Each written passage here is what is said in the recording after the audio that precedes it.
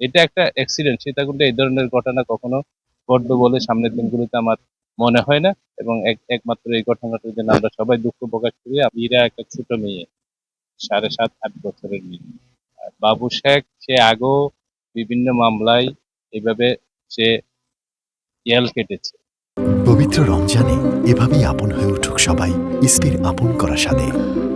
ইসপি আপন করা স্বাদ। তার মস্তিষ্ক বিকৃতি আছে, অথবা সে এটা একটা পেশাদারভাবে এই লাইনের মানুষ। তো আমরা তার দূর দাবি জানাই যে এটার বিচার ব্যবস্থার মাধ্যমে তাকে যথাযথভাবে শায়েস্তা করা হবে, এবং একইভাবে এই ধরনের সংস্কৃতি যাতে আমাদের সীতাকুণ্ডে আর না হয় তার জন্য আমরা সচেতনমূলক বিভিন্ন প্রোগ্রাম কর্মসূচি করব, যাতে করে মানুষ সচেতন থাকে এবং একাভাবে ছেড়ে না যায়।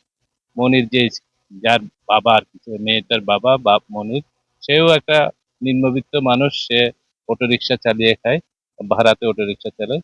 সামনে আমাদের সুযোগ আসলে আমরা আর তাকে আরো ভালো কর্মসংস্থানের সুযোগ করে দিব, এবং যাতে সে পরিবারের টেক কেয়ার আরো ভালোভাবে করতে পারে এবং সবার প্রতি যত্ন নিতে পারে। এবং আমার অভিভাবকদেরকেও অনুরোধ করব আপনাদের মাধ্যমে, যাতে করে তাদের বাচ্চা কাচ্চাকে এইভাবে একা যাতে ছেড়ে দেওয়া না হয় বা একা যাতে যেতে না পারে সেই ধরনের যাতে ব্যবস্থা নেই।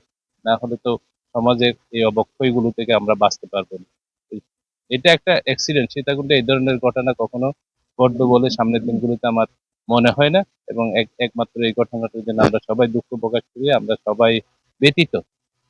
এখানে ওই ধরনের কোনো ইচ্ছাকৃতভাবে কোনো ঘটনা ঘটে।